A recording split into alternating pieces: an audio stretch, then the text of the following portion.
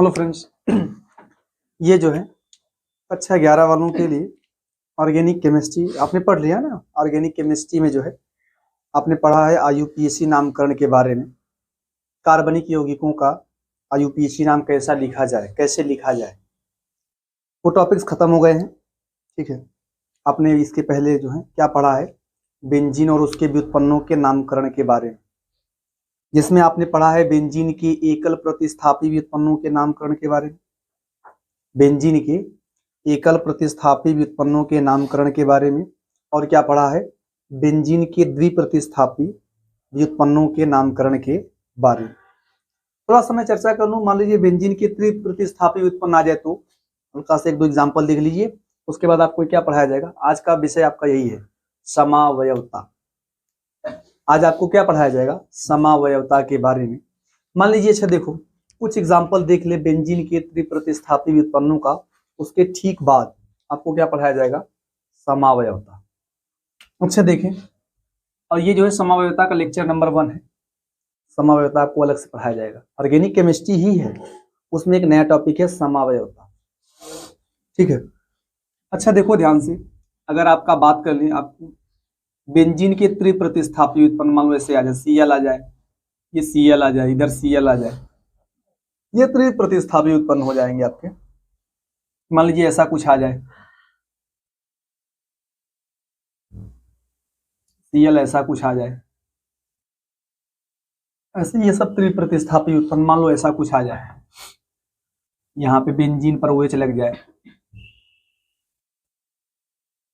ठीक है, ये आपके क्या है, ये सब कौन से व्युत्पन्न है, त्रिप्रतिस्थापी उत्पन्न।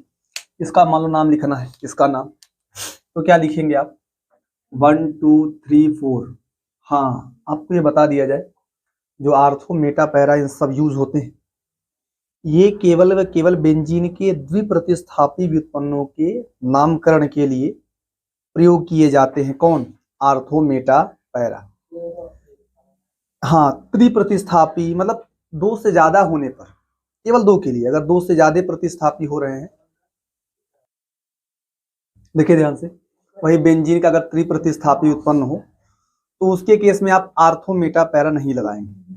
आर्थो मेटा पैरा का उपयोग आप बेंजीन के त्रिप्रतिस्थापी व्युत्पन्नों के लिए नहीं करेंगे। ठीक है, इसका देखिए क्या नाम लिखेंगे, इसका नाम लिखेंगे, देखो ध्यान से, इसका क्या लिखेंगे आप, इसका लिख लेंगे 1 2 4, 1 2 4 ट्राइक्लोरोबेंजीन। इसका यूपीएसी नाम लिखेंगे आप, 1 2 4 ट्राइक्लोरो, क्या लिख लेंगे, बेंजीन। ठीक है, इसकी बात कर ले, इसका क्या लिखेंगे आप, हाँ 1 3 5, चाहे जहां से अंकन करेंगे, एक 1 पे आएगा, एक 3 पे, एक 5 पे आएगा ही आएगा। चाहे यहां से 1 मान के करो 1 3 5, चाहे इसको 1 मान के करो तो भी क्या आएगा 1 3 5। इसका नाम होता है 1 3 5, 1 3 5, क्या लिख लेंगे, ट्राइक्लोरो, ट्राइक्लोरो क्या कर लेंगे, बेंजीन। ठीक है, आप इसको ना, आप इसको सिमेट्रिकल, सिमेट्रिकल भी लिखते हैं। सिमेट्रिकल मतलब हर जगह से बराबर ही है, वहां से करेंगे तो भी 1 3 5, यहां से 1 करेंगे तो भी, चाहे जहां से करेंगे 1 3 5 ही आएगा। तो इसको सिमेट्रिकल भी लिख देते हैं कि सिमेट्रिकल ट्राइक्लोरोबेंजीन।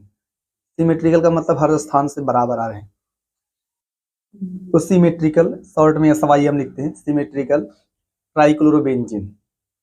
ठीक है, इसका क्या होगा, इसका लिख लेंगे क्या आप, 1 3 5, 1 3 5, इसके बाद क्या लिखेंगे, ट्राई हाइड्रोक्सी बेंजीन। क्या एक और नाम संभव है, बेंजीन 1 2 3 ट्राईऑल। बेंजीन 1 2 3 ट्राईऑल, ये इसका हो जाएगा आईयूपीएसी नाम। इसके ठीक बाद आप क्या पढ़ लेंगे, समावयवता। समावयवता, वयवता, आइसोमेरिज्म या आइसोमेरिज्म, समावयवता। अच्छा देखो ध्यान से, पहले आप समझ लें कि समावयवता होता क्या है। समावयवता तब उत्पन्न होता है अगर दो या दो से अधिक यौगिक हों जिनके अणुसूत्र आपस में समान हो। दो या दो से अधिक यौगिक हों जिनके अणुसूत्र आपस में समान हो, लेकिन उनके गुणधर्म क्या हो, भिन्न भिन्न हो,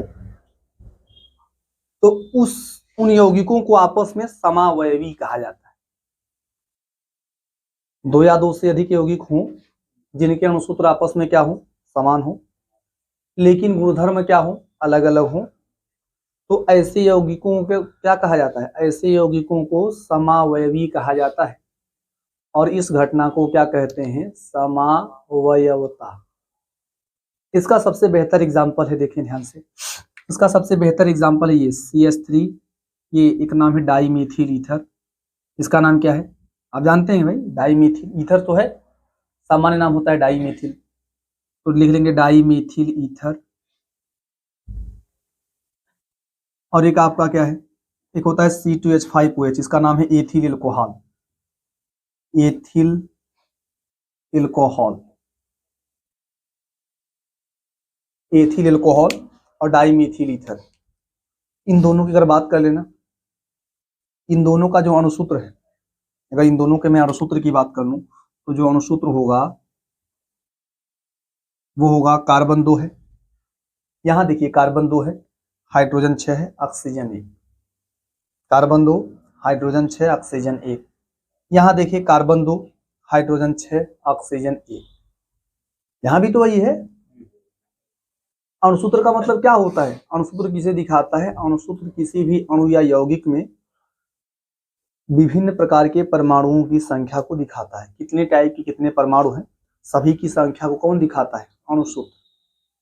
इनमें देखेंगे 2 कार्बन 6 हाइड्रोजन 1 ऑक्सीजन, इसका अणुसूत्र होगा, इसका अणुसूत्र होगा 2 कार्बन 6 हाइड्रोजन 1 ऑक्सीजन। तो दोनों का अगर आप अणुसूत्र लिखेंगे तो आप क्या पाएंगे, 2 कार्बन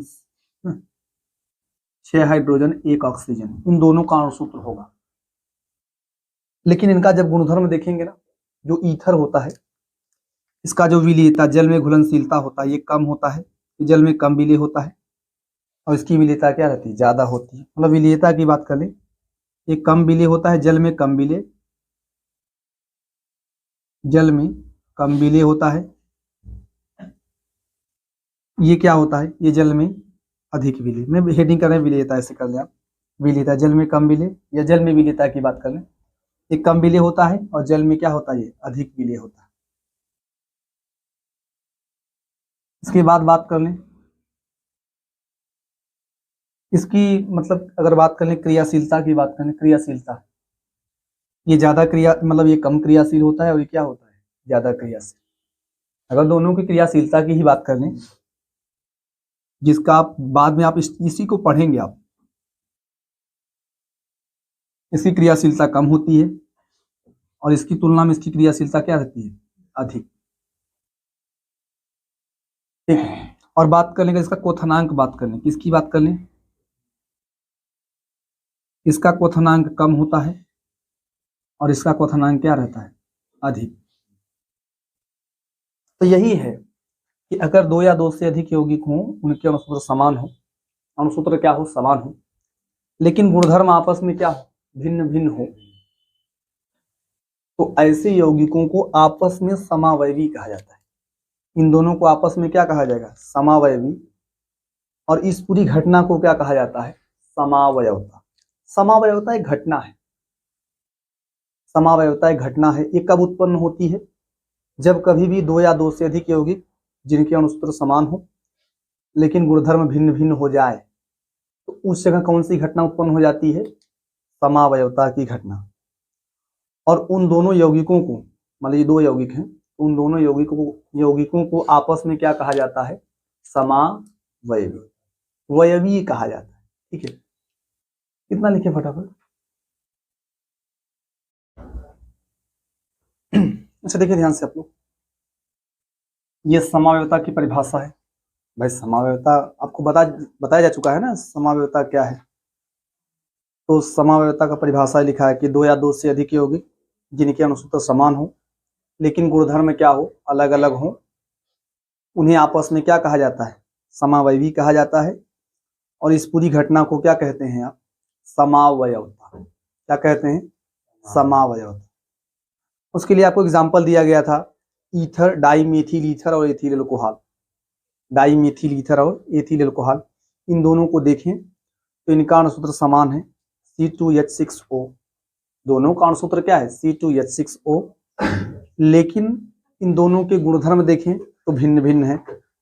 जो एथिल अल्कोहल है उसका क्वथनांक ज्यादा होता है और डाईमीथिल ईथर का क्वथनांक कम होता है।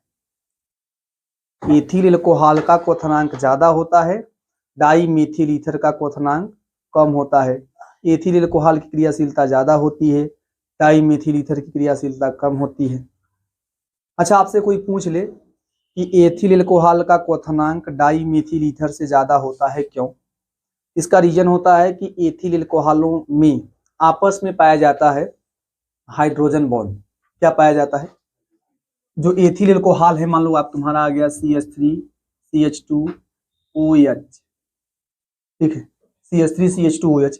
अब मान लो यही अल्कोहल का कोई दूसरा अणु हो, ऐसा कुछ कर दे, CH2 CH3 कर दें आप, तो उस केस में क्या होता है, इसके H और इसके बीच में O के बीच में क्या कार्य करता है, आकर्षण बल। यही हो जाता है हाइड्रोजन बॉन्ड। इनके बीच में क्या कार्य करता है, एथिल अल्कोहल के अणुओं के बीच में आपस में कार्य करता है हाइड्रोजन बॉन्ड, ठीक है। लेकिन अगर मैं बात करूं डाईमीथिल ईथर की, किसकी बात करूं, डाईमीथिल ईथर, तो यहां आप देखिए हाइड्रोजन बॉन्ड के पाए जाने के चांस नहीं। हाइड्रोजन बॉन्ड कब बनेगा, जब FO यानी के साथ H जुड़ा हो ना, FO यानी के साथ क्या जुड़ा हो, H। यहाँ तो कार्बन के साथ H जुड़ा हुआ है, तो यहाँ पे H बॉन्ड के बनने के चांसेस नहीं है। तो डाईमीथिल ईथर में H बॉन्ड नहीं पाया जाता है, जबकि एथिल अल्कोहल में क्या पाया जाता है, एथिल अल्कोहल में आपस में हाइड्रोजन बॉन्ड पाया जाता है, जिसकी वजह से इसका जो क्वथनांक होता है डाईमीथिल ईथरों से ज्यादा होता है। इसके बाद ये थोड़ा सा एक पॉइंट है कि जो समावयवी होते हैं, जितने भी समावयवी हैं, उनका जो है DU भी आपस में समान होता है, क्योंकि अणुसूत्र समान होता है। अगर अणुसूत्र बराबर होगा तो DU भी क्या रहेगा, बराबर। ये आप जान लीजिए कि अगर किन्हीं दो यौगिकों के अणुसूत्र बराबर हैं तो DU भी क्या रहेंगे, बराबर। तो आपने कह दिया है, लिखा है कि समावयवियों के अणुसूत्र समान होते हैं, अर्थात DU भी क्या रहेंगे, समान। अब ये अगली बात है, समावयवता कितने टाइप का होता है, समावयवता के प्रकार। समावयवता को आप दो प्रकार पढ़ेंगे, समावयवता के दो प्रकार। कौन कौन सा, एक पढ़ेंगे संरचनात्मक समावयवता, एक क्या पढ़ेंगे, त्रिविम समावयवता। संरचनात्मक समावयवता और त्रिविम समावयवता। संरचनात्मक समावयवता किसे कहा जाता है, संरचनात्मक समावयवता किसे कहा जाता है कि जब दो या दो से अधिक यौगिक जिनके अणुसूत्र समान हो लेकिन संरचना भिन्न भिन्न हो, दो या दो से अधिक यौगिक जिनके अणुसूत्र समान हो किंतु संरचना क्या रहे, भिन्न भिन्न रहे, तो ऐसे यौगिकों को आपस में क्या कहा जाता है, संरचनात्मक समावयवी। जो यौगिक होंगे वो समावयवी होंगे, तो पूरी घटना होगी समावयवता। दो या दो से अधिक यौगिक जिनके अणुसूत्र समान हो लेकिन संरचना भिन्न भिन्न हो, तो ऐसे यौगिकों को आपस में क्या कहा जाएगा, संरचनात्मक समावयवी। संरचना भिन्न भिन्न है तो संरचनात्मक समावयवी कहा जाएगा। और इस पूरी घटना को आप क्या कह देंगे, संरचनात्मक समावयवता।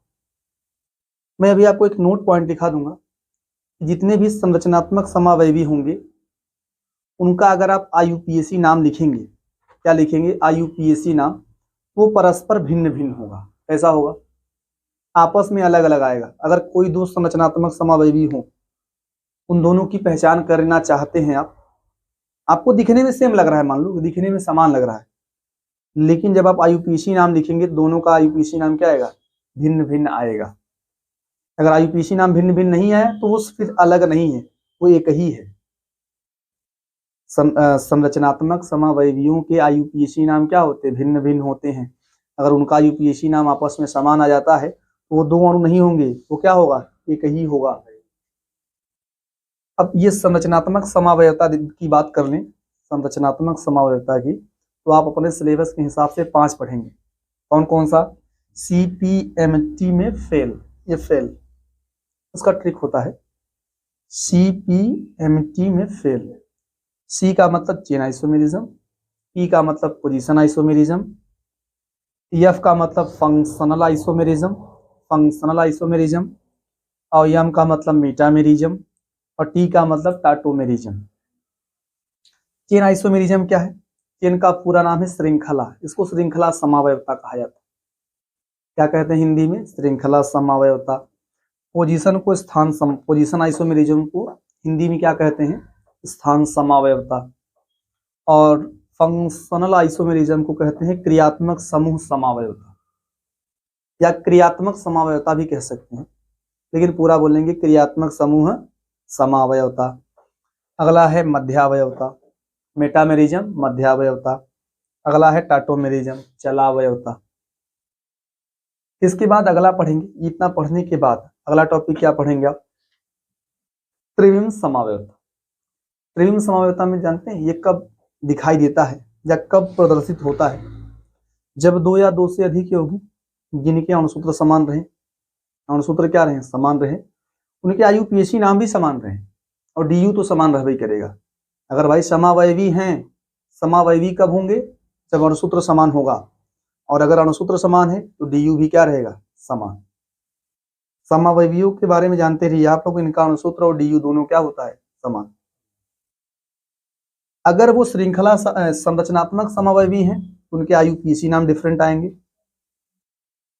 संरचना भाई देखो वही है, अगर वो संरचनात्मक समावयवी हैं आईयूपीएसी नाम डिफरेंट आएगा, बाकी डीयू अणुसूत्र ये दोनों क्या रहेंगे? बराबर। लेकिन अगर ये है त्रिविम समावयवी तो उनके अणुसूत्र समान रहेंगे, डीयू भी समान रहेंगे, आईयूपीएसी नाम भी समान रहेगा। बस डिफरेंस होता है कि आकाश में परमाणुओं की व्यवस्था कैसी है, परमाणु या परमाणु समूहों की व्यवस्था, आकाशीय व्यवस्था क्या रहती है? अलग अलग। परमाणुओं की मतलब इनका अणुसूत्र समान रहेगा, डिफरेंट क्या रहेगा? डिफरेंट रहेगा आकाशीय व्यवस्था। आकाश में परमाणु या परमाणु समूह भिन्न भिन्न प्रकार से व्यवस्थित होंगे, उन्हें कह दिया जाएगा क्या? त्रिविम समावयवी। दो या दो से अधिक होगी, लिखा तो ऐसे जाएगा, दो या दो से अधिक होगी जिनके अणुसूत्र समान हो, लेकिन आकाशीय व्यवस्था क्या हो? भिन्न भिन्न हो। आकाशीय व्यवस्था का मतलब जानते रहिए आप, आकाशीय व्यवस्था का मतलब क्या है? परमाणु या परमाणु समूहों का आकाश में विन्यास क्या रहेगा? भिन्न भिन्न रहेगा। ठीक है, तो इसकी कैटेगरी में आप क्या पढ़ेंगे? 3 प्रकार से पढ़ेंगे, 3 समावयवता के बारे में पढ़ेंगे। विन्यासी समावयवता, संरूपण समावयवता और प्रकाशिक समावयवता। विन्यासी समावयवता को अंग्रेजी में बोलते हैं कॉन्फिगरेशनल आइसोमेरिज्म। ठीक है, कॉन्फिगरेशनल आइसोमेरिज्म। इसको बोलते हैं कन्फर्मेशनल आइसोमेरिज्म, कन्फर्मेशनल होना चाहिए, कन्फर्मेशनल आइसोमेरिज्म। अगला क्या है? ऑप्टिकल आइसोमेरिज्म, प्रकाशिक समावयवता। पहले इसकी बात की जाएगी, फिर किसकी बात की जाएगी? इसकी। ठीक है, कितना लिखे आप? अच्छा देखिए ध्यान से, अभी आपने क्या पढ़ा है समावयवता के बारे में ना? समावयवता 2 प्रकार का लिखा है आपने। कौन कौन सा भाई? संरचनात्मक और त्रिविम। संरचनात्मक 5 टाइप का पढ़ेंगे आप। कौन कौन सा? CPMT में फेल, चेन, CPMT में फेल है ना, उसमें क्या है? चेन है, पोजीशन है। इसके बाद एक पहला है फंक्शनल, उसके बाद मेटामेरिज्म है, उसके बाद टाटोमेरिज्म है। ये सब आपको पढ़ना है। सभी के हिंदी नाम भी जानते रहे आप। चेन आइसोमेरिज्म को बोलते हैं श्रृंखला समावयवता, पोजीशन आइसोमेरिज्म को क्या लिखेंगे? स्थान समावयवता, और फंक्शनल आइसोमेरिज्म को बोलेंगे क्रियात्मक समूह समावयवता, क्रियात्मक समूह समावयवता। उसके बाद क्या पढ़ेंगे? मध्यावयवता, मेटामेरिज्म। उसके बाद लास्ट में क्या पढ़ेंगे आप? टाटोमेरिज्म, चलावयवता। सबसे पहला हेडिंग क्या है? संरचनात्मक समावयवता। मैं बता भी चुका हूं आपको कि संरचनात्मक समावयवता किसे कहा जाता है। दो या दो से अधिक यौगिक हों जिनके अणुसूत्र समान हों और संरचनाएं भिन्न भिन्न हों, अणुसूत्र समान हो, संरचनाएं क्या हो, भिन्न भिन्न हो, तो उन्हें आपस में क्या कहा जाता है, संरचनात्मक समावयवी। उन्हें आपस में क्या कहा जाता है, संरचनात्मक समावयवी। और इस घटना को कहा जाता है संरचनात्मक समावयवता। जो संरचनात्मक समावयवता है वो 5 टाइप का लिख लिया आपने। उसमें पहला हेडिंग क्या करेंगे आप, श्रृंखला समावयवता। भाई वही लिखा है जो मैंने बोला, वही लिखा है। इस घटना को संरचनात्मक समावयवता कहा जाता है। ये निम्न प्रकार का होता है। सबसे पहला हेडिंग क्या है, श्रृंखला। श्रृंखला जानते हैं, श्रृंखला समावयवता तब उत्पन्न होता है जब दो या दो से अधिक यौगिक रहें, अणुसूत्र समान रहे, लेकिन उनमें क्या हो, जनक श्रृंखला की लंबाई भिन्न भिन्न हो या पार्श्व श्रृंखला की लंबाई क्या हो। आप यहाँ जो प्रकृति लिखे है ना, पार्श्व श्रृंखला की या जनक श्रृंखला की लंबाई भी कह सकते हैं, चाहे प्रकृति लिखो चाहे क्या कह सकते हैं, लंबाई। दो या दो से अधिक ऐसे यौगिक हों जिनके अणुसूत्र समान रहे, लेकिन उनमें क्या हो, दिखाई दे, जनक श्रृंखला या पार्श्व श्रृंखला की लंबाई क्या हो, भिन्न भिन्न हो।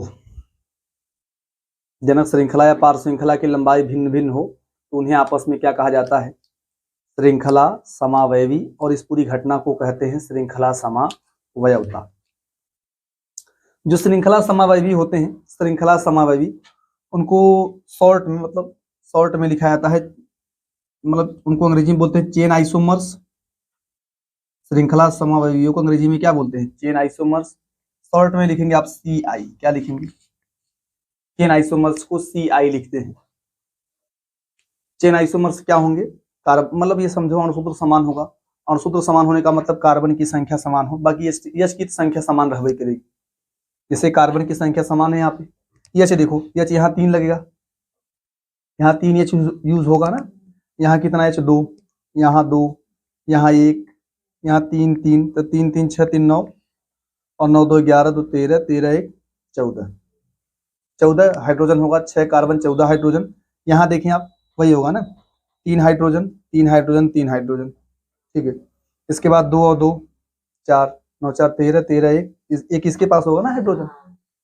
तो जो इनका दोनों का जो अणुसूत्र होगा, यहाँ आप लिख सकते हैं, दोनों का जो अणुसूत्र होगा, A और B का अणुसूत्र क्या होगा, C6 हो जाएगा, CH14,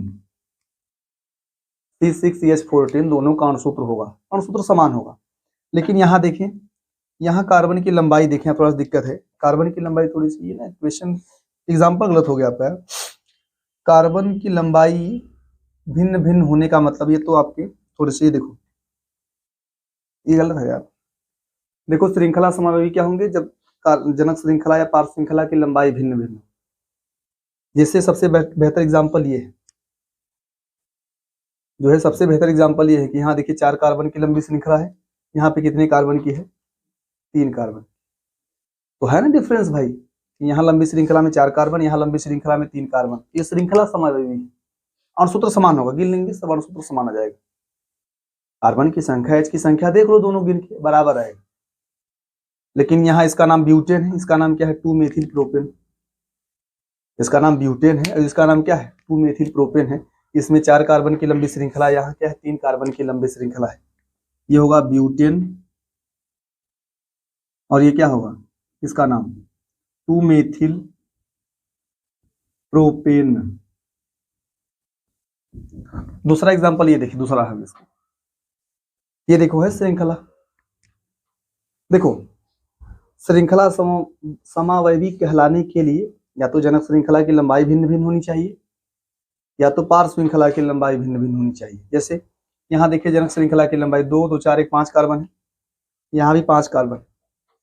लेकिन यहाँ देखो, यहाँ 2 एथिल साथ में है, मतलब यहाँ लंबाई जो है 2 एथिल साथ में है, और यहाँ पे 2 एथिल नहीं, मतलब यहाँ पे एथिल है, 2 कार्बन साथ में, ऐसा कहें, 2 कार्बन साथ में है और यहाँ पे 2 कार्बन क्या है, अलग अलग है, ठीक है।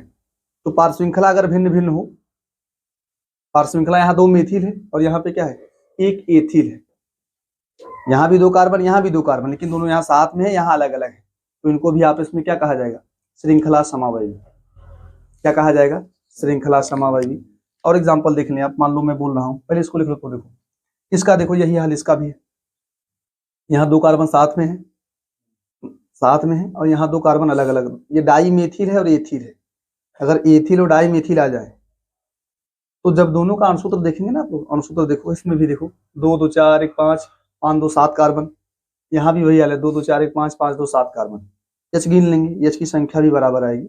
एच गिनो यहाँ पे 3 3 6 6 3 9 और यहाँ पे 9 2 11 11 2 13 13 2 15 15 1 16 16 हाइड्रोजन, 7 कार्बन 16 हाइड्रोजन। तो यहाँ भी गिन ले 3 3 6 3 9 3 12, किनारे किनारे कार्बन पे 3 हाइड्रोजन होगा, किनारे किनारे के कार्बनों पर 3 हाइड्रोजन, तो क्या होगा, हाँ 3 चौक 12 हो गया, 12 2 14 14 1 15 15 1 16, वही हाल है, अणुसूत्र बराबर आ जाएगा।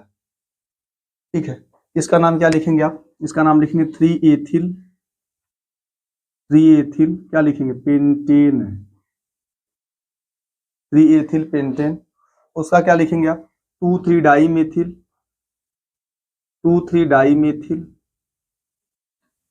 पेंटेन। इसका क्या होगा, देखो इसका नाम होगा, हाँ एथिल या 1 एथिल साइक्लोहेक्सेन, 1 एथिल साइक्लोहेक्सेन। इसका क्या लिखेंगे, 1 1 डाई मेथिल, 1 1 डाई मेथिल, क्या लिखेंगे, साइक्लोहेक्सेन। और भी एग्जांपल इसके देखो, मान लो जैसे ऐसा कुछ आ जाए, देखो इसका सुने आप, ये एग्जांपल है, मान लो जो भी कर लो 1 2 इसको 3 मान ले आप, मान लो चौथा यहाँ हो एग्जांपल कि ऐसा कुछ आ जाए,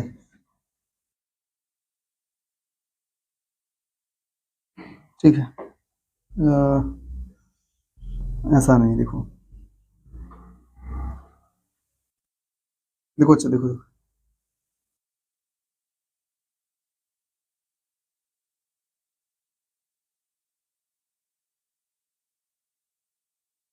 कितना कार्बन, 2 2 4 2 6 है ना, 5 ही, देखो 5 कार्बन। यहाँ देखें आप, ये 4 कार्बन की लंबी श्रृंखला है, यहाँ कितने कार्बन की लंबी श्रृंखला है, तो अगर जनक श्रृंखला की प्रकृति या लंबाई भिन्न भिन्न होती है, पार श्रृंखला की लंबाई भिन्न भिन्न होती है, तो उन्हें आपस में क्या कहा जाता है, श्रृंखला समवायवी, श्रृंखला वाला समवायवी। ये दोनों क्या है, श्रृंखला समवायवी है। इसका नाम होगा क्या, 2 मेथिल, अंकन यहीं से करेंगे, 2 मेथिल ब्यूटेन। इसका क्या लिखेंगे आप, 2 2 dimethyl propane, 2 2 dimethyl, क्या लिखेंगे, प्रोपेन। फटाफट लिखिए तुम।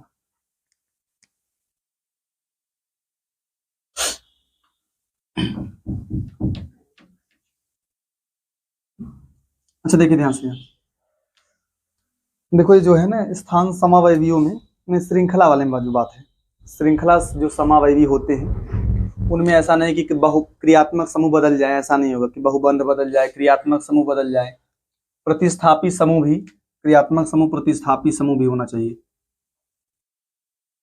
प्रतिस्थापी समूह ये सब क्या होते हैं, समान प्रकार के, जैसे मान लो कि NO2 है, NO2 के स्थान पर मेथाक्सी नहीं हो जाएगा, बस चेंज किसमें होगा, क्रियात्मक समूह, प्रतिस्थापी समूह, बहुबंध, ये सब समान टाइप के रहेंगे, बस उनका जो है वहां जनक श्रृंखला की लंबाई भिन्न भिन्न हो जाएगी। जैसा कि आप यहाँ देख रहे हैं, देखो जैसे यहाँ भी COH है, 4 कार्बन, मतलब कुल मिला के 4 कार्बन, उनमें से एक COH का कार्बन है, यहाँ भी वही हाल है, 4 कार्बन है, एक COH का कार्बन है, लेकिन आप देखें कि यहाँ जो है ये 4 कार्बन की लंबी श्रृंखला मिलेगी, और यहाँ जब देखेंगे तो क्या मिलेगी, 3 कार्बन की, तो श्रृंखला में डिफरेंस है, तो ये आपस में क्या है, श्रृंखला समावयवी, क्या है, इसका नाम होगा ब्यूटेनोइक एसिड। हाँ एक बात है, श्रृंखला समावयवी अगर 2 ठो हैं, श्रृंखला का संरचनात्मक समावयवी अगर 2 हैं, तो उनका IUPAC नाम क्या आएगा, डिफरेंट।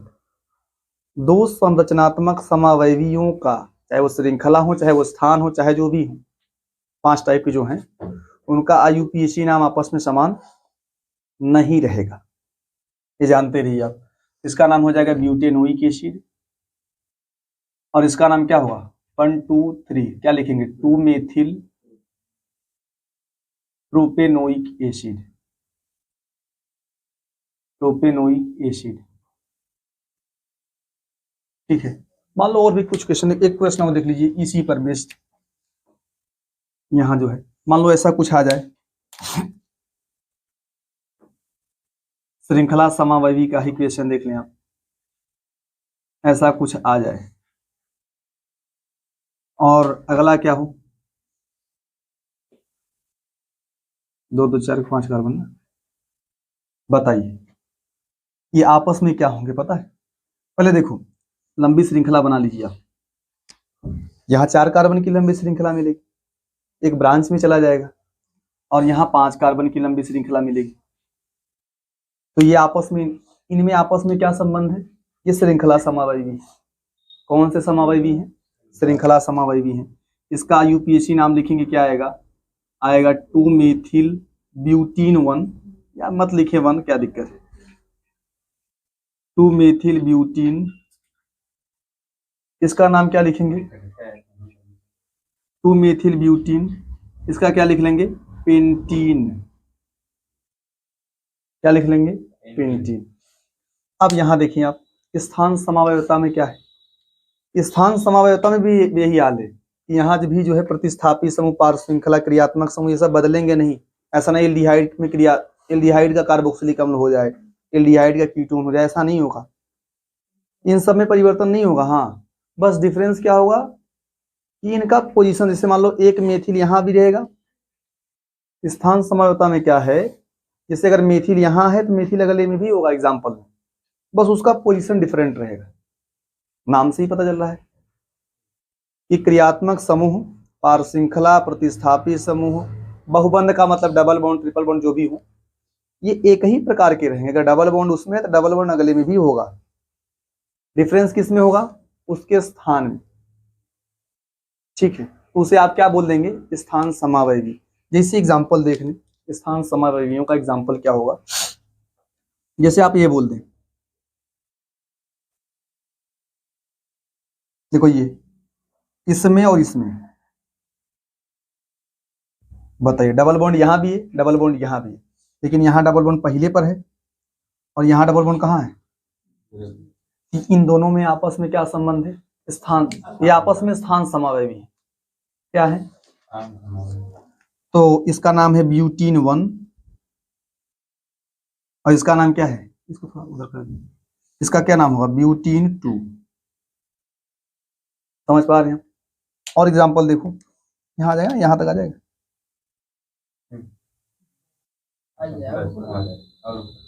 ठीक है, दूसरा देखें आप, मान लो ऐसा कुछ आ जाए, Cl, यहाँ देखें,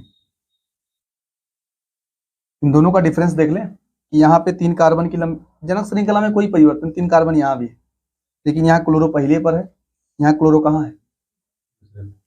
तो भाई पोजीशन में डिफरेंस है, पोजीशन में डिफरेंस है। इसका नाम होगा 1 क्लोरोप्रोपेन, इसका नाम क्या होगा? 2 क्लोरोप्रोपेन। ये आपस में क्या है? स्थान समावयवी। और एग्जांपल देख लें, मान लो और कुछ आ जाए,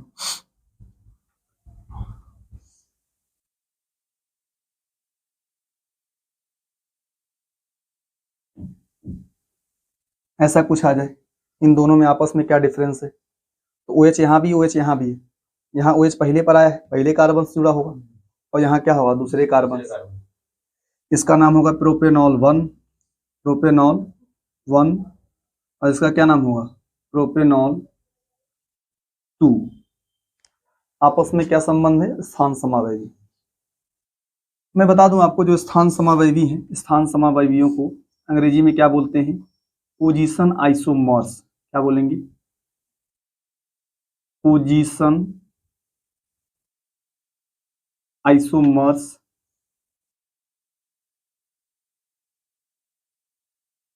शॉर्ट में लिखेंगे PI। क्या लिखेंगे? चेन आइसोमर्स को CI, अब पोजीशन आइसोमर्स को PI कहा जाएगा। अच्छा देखो, पोजीशन आइसोमर्स के और एग्जांपल देख लें आप, जैसे मान लो ऐसा कुछ आ जाए,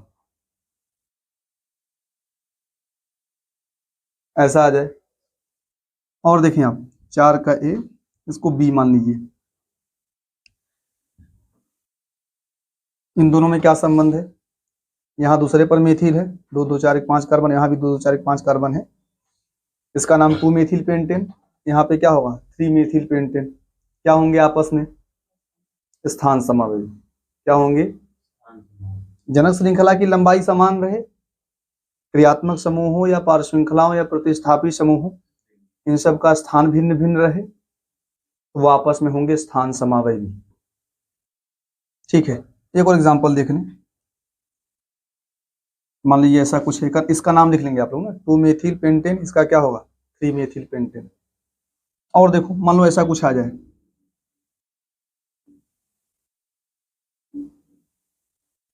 थोड़ा देखो आ रहा ही नहीं है वाला, नीचे वाला उसमें आ रहा है वीडियो।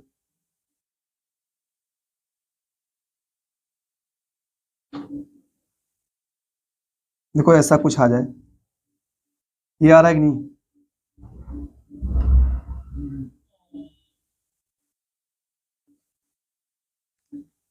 ये दोनों आपस में देखें, यहाँ पे भी 2 मेथिल है, यहाँ पे भी 2 मेथिल है, यहाँ पे 2 और 3 पे आएगा, इसका लिखेंगे 2 डाई मेथिल ब्यूटेन। आईयूपीएसी ने नाम क्या लिखेंगे? 2 डाई मेथिल ब्यूटेन। यहाँ क्या होगा? 2 die methyl butane. Difference position का है, यहाँ पे 2 3 का है, यहाँ पे 2 2 का है, तो ये आपस में क्या है? स्थान समावेश। कितना लिख लें फटाफट?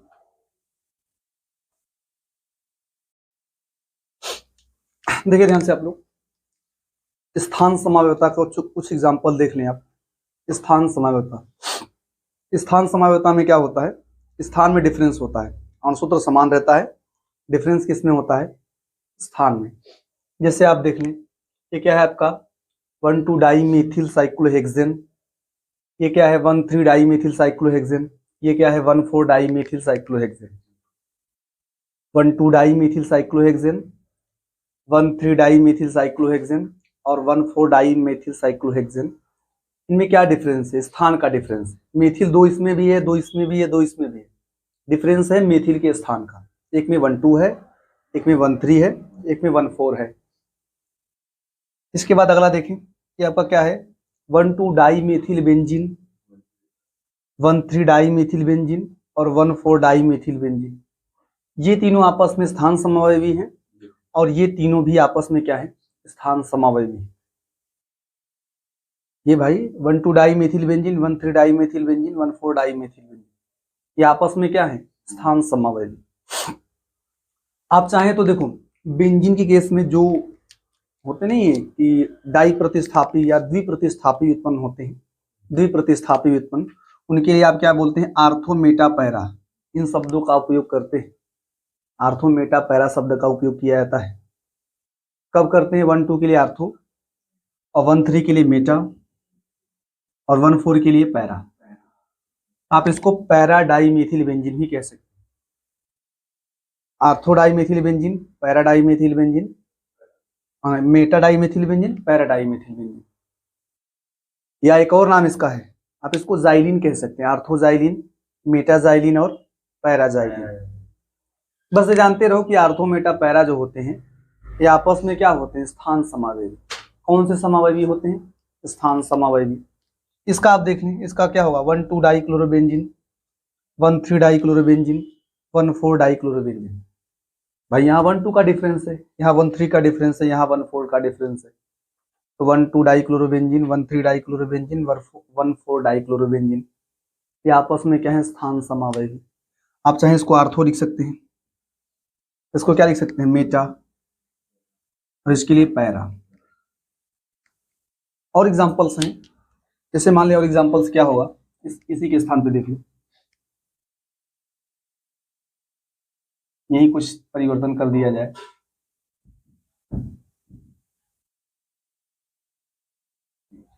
अच्छा देखिए ध्यान से, मान लो इसको बना दिया जाए बेंजीन, ये 9वां मान लेंगे आप, 8 है 9वां हो जाएगा। यहाँ OH कर दो, यहाँ OH कर दें, बेंजीन इसको बना लिया, यहाँ भी OH कर दें। बेंजीन के द्विप्रतिस्थापी व्युत्पन्नों के लिए ही आर्थो मेटा पैरा शब्द का उपयोग किया जाता है। जानते हैं इसको क्या बोलेंगे आप लिख सकते हैं 2 methyl phenol, 2 methyl phenol, 2 methyl phenol. इसको आप क्या लिख सकते हैं 3 मेथिल फिनॉल, इसको आप क्या लिख सकते हैं 4 मेथिल फिनॉल। या तो आप क्या लिख सकते हैं, आप यहां लिख सकते हैं आर्थोमेथिल फिनॉल, यहाँ क्या बोल सकते हैं मेटा मेथिल फिनॉल, और यहाँ क्या लिख सकते हैं पैरामेथिल फिनॉल। इनमें भी क्या डिफरेंस है, मेथिल है फिनॉल है, डिफरेंस पोजीशन का है, एक में दूसरे पर मेथिल है, एक में तीसरे पर है, एक में चौथे पर है। भाई इसको फिर अंकन तो यहीं से करना है ना, 1 इसको मानना है तो 1 2 यहाँ जाएंगे 1 2, यहाँ जाएंगे 1 2 3, यहाँ जाएंगे 1 2 3 4। तो कुल मिला के एक नोट पॉइंट आपके लिए ये है कि जो आर्थो मेटा पैरा होते हैं ये आपस में कौन से समावयवी होते हैं, स्थान समवयवी। ये नोट वाली पॉइंट है कि आर्थो मेटा व पैरा, आर्थो मेटा व पैरा परस्पर स्थान समावयवी होते हैं, स्थान समावयवी होते हैं। आप चाहे तो 1 2 वही बात है ना, 1 2 डाइहाइड्रोक्सीबेंजीन, 1 3 डाइहाइड्रोक्सीबेंजीन, 1 4 डाइहाइड्रोक्सीबेंजीन, वो भी क्या होंगे आपस में स्थान समावयवी होंगे। ठीक है। इसके बाद देखिए, अच्छा मैं बात कर रहा हूं कुछ यौगिक, मैं बात कर रहा हूं कुछ यौगिक और उनके द्वारा संभावित समावयवी, उनके द्वारा कितने समावयवी संभव होंगे। ये बहुत इंपॉर्टेंट पॉइंट है। क्या होगा, कुछ यौगिक, कुछ यौगिक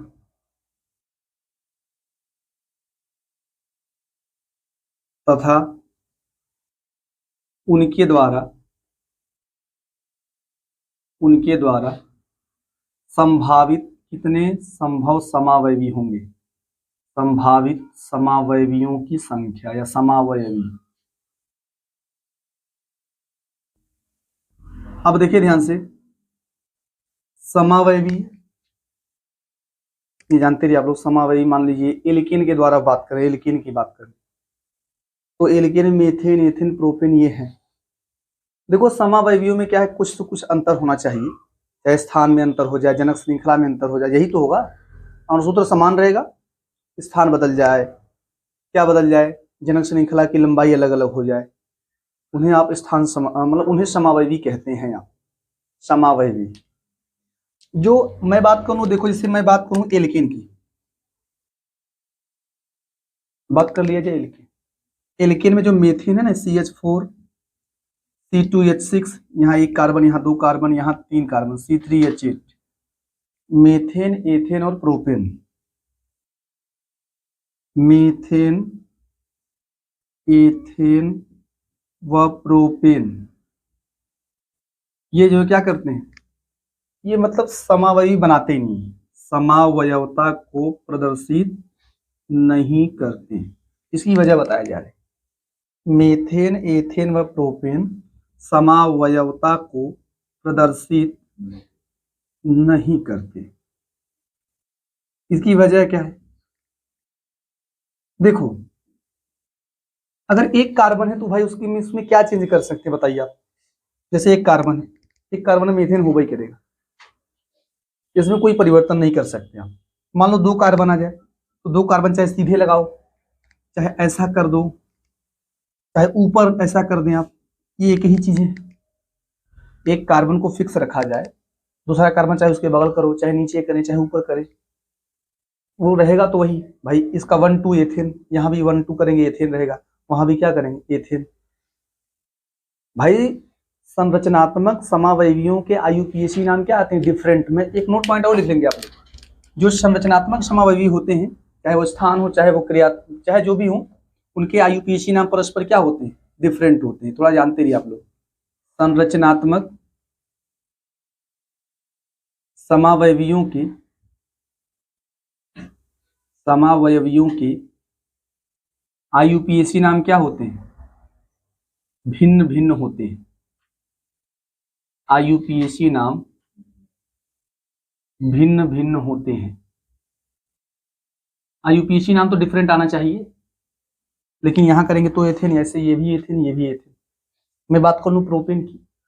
प्रोपेन में क्या डिफरेंस? प्रोपेन में अगर आप ऐसे करेंगे तो भी प्रोपेन, अगर आपने ऐसे कर लिया तो भी आना है। अंतिम कार्बन से कभी भी कार्बन ब्रांच में नहीं होता है। जैसे अंतिम कार्बन, इसके साथ में कोई कार्बन अगर ब्रांच में दिख रहा है, वो ब्रांच में नहीं होता है, वो शामिल होता है। ये भी प्रोपेन है, ये भी क्या है? प्रोपेन है। और ये भी क्या है? प्रोपेन है। तो ये जो है समावयवता को दिखाते नहीं है। एल्केनों में मीथेन, एथेन और प्रोपेन ये समावयवता को प्रदर्शित नहीं करते। शुरुआत होती है ब्यूटेन से। किससे शुरुआत होती है? जो ब्यूटेन होता है उसका फार्मूला क्या है? ब्यूटेन C4H10 होता है ना, ब्यूटेन C4H10। इसके दो समावयवी संभव हैं। कौन से कितने समावयवी? दो, बता रहा हूं मैं। समावयवी जो पेंटेन होता है C5H12, इसके होते हैं तीन समावयवी। कितने समावयवी?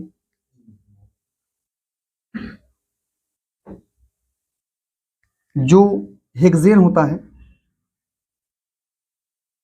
C6H14, इसके 5 समावयवी संभव है। कितने समावयवी? मैं बना के दिखाऊंगा अभी आपको। पहले आप रटें कितने बन सकते हैं। ब्यूटेन दिखाता है 3 कार्बन तक एल्केन जो होते हैं वो समावयवता को नहीं दिखाते। 3 कार्बन तक के एल्केन वो समावयवता को नहीं दिखाते हैं। 3 कार्बन से ज्यादा, मान लो ब्यूटेन, पेंटेन, हेक्सेन, ये सब अब दिखाते चलेंगे। लेकिन आप नॉर्मली यहां तक रख लीजिए बस, हेक्सेन तक कि भाई ये कितना बनाता है, ये कितना दिखाता है, ये कितना दिखाता है। ब्यूटेन के 2, पेंटेन के 3, हेक्सेन के 5। एक और लिखवा दे रहा हूं, एक होता है हेप्टेन। कौन होता है? लेकिन आप यहां तक याद रखें, हेप्टेन होता है C7H16 हो जाएगा। इसके समावयवी होते हैं 9। कितने समावयवी? 9 समावयवी संभव है। लेकिन आप यहां तक याद रखें थोड़ा सा ये सब बात। इसको फटाफट लिखो। अच्छा देखिए ध्यान से आप लोग, ब्यूटेन के कितने समावयवी होंगे? 2 समावयवी, पेंटेन के 3 और हेक्सेन के 5। ठीक है, उसके 9 होंगे। पहले इन तीनों को देख लिया जाए। देखो जो ब्यूटेन होता है ना, एच को तो क्या है, एच आप समझ जाएंगे, एच लगाना क्या है। मैं बात करूं ब्यूटेन, तो इसके जो समावयवी होंगे, पहले मैं स्टार्टिंग कर लूं, अणु तो लिख दे रहा हूं C4H10। इसका पहला जानते हैं क्या होगा? पहला नॉर्मली आप ऐसे जोड़ लो। समावयवी कैसे बनाना उसका तरीका भी सीख ले आप। नॉर्मली 4 कार्बन जोड़ लिया। दूसरा क्या है ना कि आप ऐसा करें कि यहां से देखो, अब ना ब्रांच बनाओ, थोड़ा सा ब्रांच, इस कार्बन को उठा के ब्रांच बनाओ। लेकिन यहां मत लेके जाना। ब्रांच जब भी बनाना है पहले कार्बन पे ब्रांच नहीं बनाना, दूसरे पे लेके जाओ, क्योंकि पहले पे लेके जाएंगे तो वही हो जाएगा। अगर आप इसको ब्रांच बनाएंगे तो वही बात हो जाएगा, ब्यूटेन ही रहेगा। दूसरे कार्बन पे बनाए ब्रांच तो इसका ये बनेगा। दोनों में देखिए कार्बन की संख्या समान है। एच भी गिन लो, 3 3 6 3 9 1 10 होगा ना। तो एच भी यहां भी बराबर 3 3 6 6 2 8 2 10। देखिए इसका नाम होगा ब्यूटेन। इसको जानते हैं क्या बोलेंगे? 1 2 3 क्या बोलेंगे? 2 मीथिल प्रोपेन। ठीक है, इसके अलावा इसका एक और नाम संभव है। इसके अलावा इसी का संभव नाम है ना, इसको बोलते हैं नॉर्मल ब्यूटेन, कह सकते हैं आप चाहे तो। क्या बोल सकते हैं? Normal butane. सीधी श्रृंखला में नॉर्मल ब्यूटेन कह देंगे। और इसके लिए जानते हैं क्या बोलते हैं? देखो इसका जो नाम लिखते हैं आइसोब्यूटेन लिखा जाता है।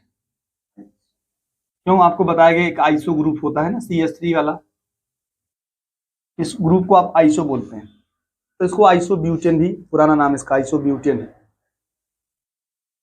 मॉडर्न में 2 मेथिल प्रोपेन, इसी को आप क्या बोलते हैं, आइसोब्यूटेन। तो इसके दो समावयवी हैं, इन दोनों में संबंध जानते हैं, इन दोनों में क्या संबंध है, ये एक दूसरे के चेन आइसोमर्स हैं भाई, चेन है, श्रृंखला समावयवी है। इसमें 4 कार्बन की श्रृंखला, इसमें कितने कार्बन, 3 कार्बन की है कि नहीं।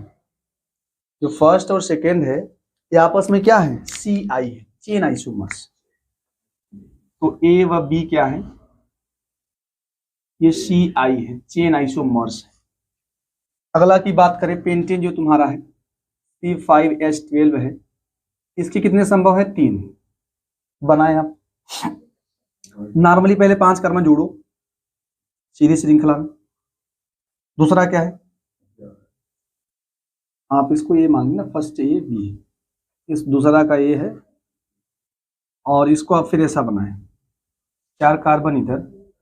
थर्ड वाला केस क्या है, 3 कार्बन करो, उसको उठा के इधर नहीं कर सकते हैं, ऐसा करो 2 कार्बन यहां लगा दें, ये 3 बनते हैं, यही, इसके अलावा नहीं बनता है। एक नॉर्मली 5 कार्बन, एक में 1 कार्बन ब्रांच करेंगे, एक में 2 कार्बन को ब्रांच में कर देना है। तो देखो इसका नाम पेंटेन है, क्या एक और नाम क्या हो सकता है, नॉर्मल पेंटेन। एन पेंटेन का मतलब नॉर्मल पेंटेन, इसको आप बोल सकते हैं 2 methyl butane, 2 methyl butane.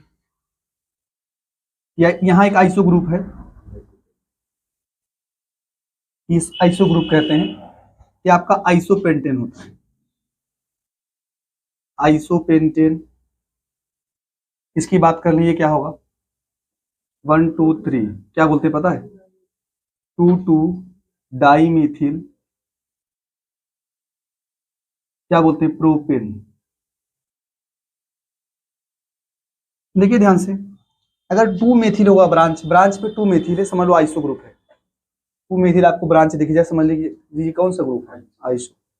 2 methyl iso group है, तो आइसो ग्रुप समझे कितना कार्बन है, सब मिला के लिख लो कि भाई आइसोब्यूटेन, आइसोपेंटेन, आइसोहेक्सेन।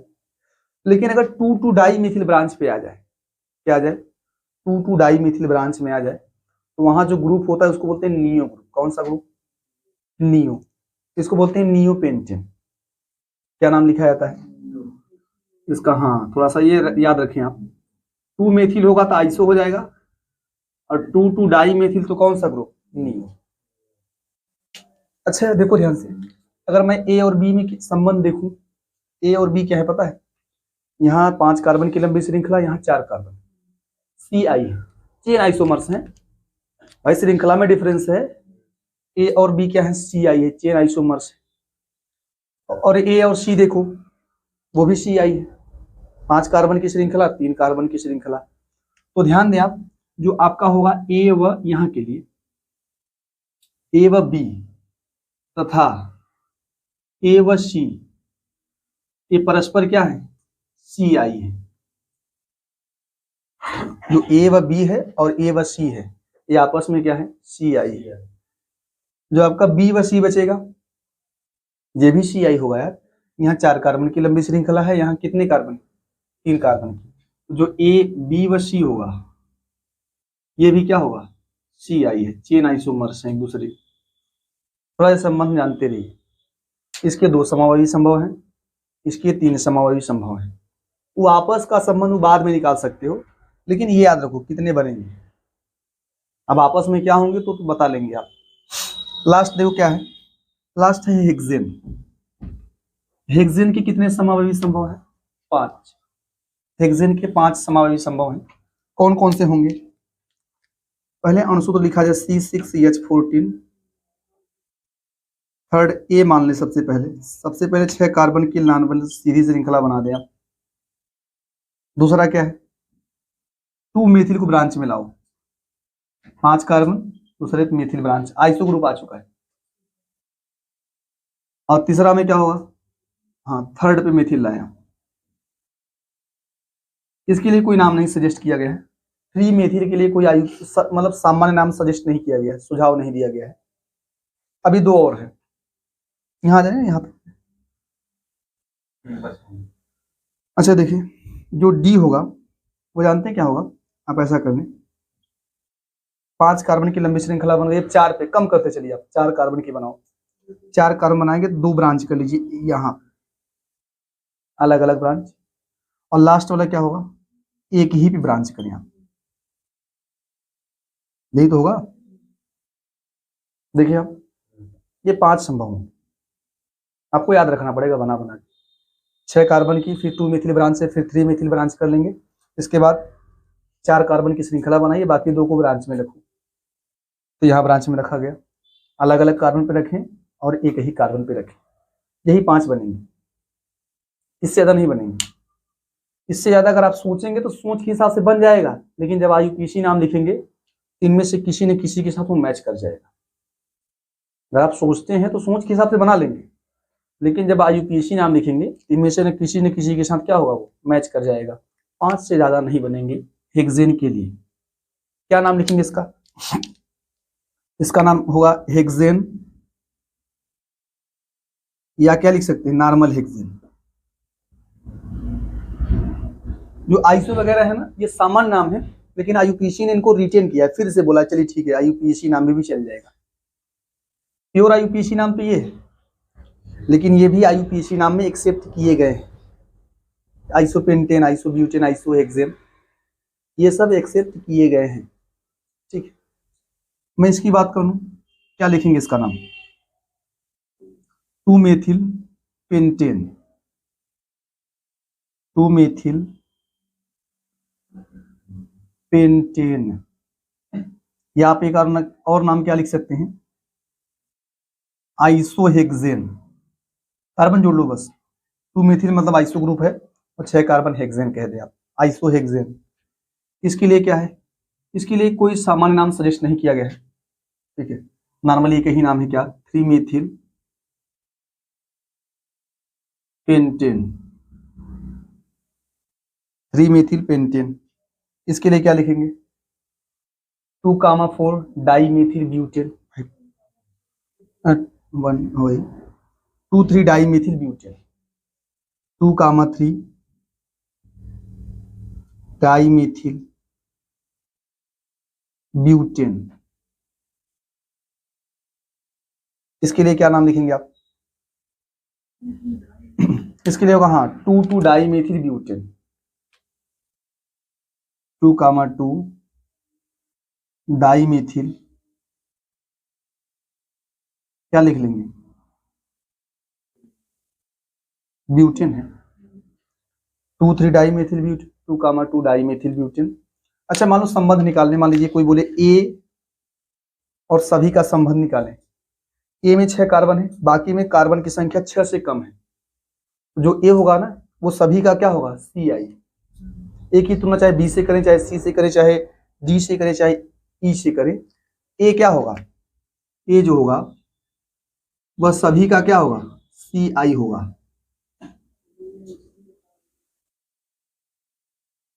CI होगा। चलो ए की बात खत्म करें, 6 कार्बन, बाकी सब 5 4 ऐसे तो हैं, भाईजनक श्रृंखला में डिफरेंस आ गया है, कार्बन की संख्या तो समान ही है, समावयवी हैं, लेकिन कौन से, CI। अब बी और सी की बात करें, हाँ, बी और सी पोजीशन है, अगर मैं बी और, भाई पोजीशन में डिफरेंस है ना, बी व सी क्या है, PI है, ये एक दूसरे के PI है, पोजीशन आइसोमर्स है। अब मैं बात करूं, मान लीजिए बी और डी की बात कर लूं, तो यहाँ 5 कार्बन की है, 4 कार्बन की, या बी व ई की बात करूं, तो जो बी होगा, डी व ई दोनों का क्या होगा, CI होगा, क्योंकि यहाँ 5 कार्बन की लंबी श्रृंखला है, यहाँ 4 कार्बन की लंबी श्रृंखला, यहाँ भी क्या है, 4 कार्बन। भाई ये जो बी होगा इन दोनों का क्या होगा, चाहे बी की तुलना चाहे डी से करें चाहे ई से करें, ये CI है, ठीक है। अब वही हाल सी का भी है, सी की तुलना इन दोनों से करो, वो भी CI होंगे, तो जो बी व सी होंगे वो डी व ई के क्या होंगे, CI। बी भी होगा CI, chain isomers, 5 carbon 4 4 carbon है, और सी का भी वही हाल है, वो भी CI होगा। अब मैं तुलना कर लूं डी व ई की, डी व ई की, तो डी में क्या है, देखो 4 कार्बन, यहाँ भी 4 कार्बन, जनक श्रृंखला में कोई डिफरेंस नहीं। डिफरेंस किस में है, प्रतिस्थापी पार्श्व श्रृंखलाओं के पोजीशंस में, यहाँ पे 2 3 पर है, यहाँ पे 2 2 पर है। तो जो डी व ई होंगे पी आई होंगे, डी व ई क्या होंगे, एक दूसरे के पी आई, ये लिख लीजिएगा आप।